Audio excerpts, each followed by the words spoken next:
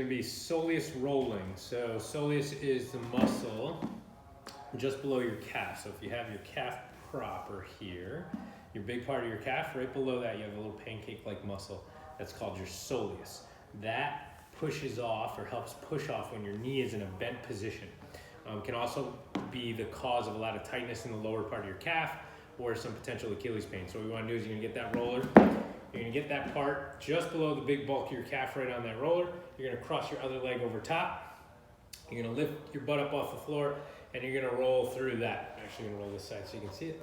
Now what we can do from here is you can kind of turn to get the inside part of that muscle, or you can turn to get slightly on the outside part of that muscle. Once you do find a spot, you want to try and relax your foot so that you can bring your foot forward and back up. So you're pointing your foot and then you're bringing it up. Do that for a few rolls and then you go right back to rolling back and forth, okay? Trying to stay just below the bulk of that calf for your soleus rolling.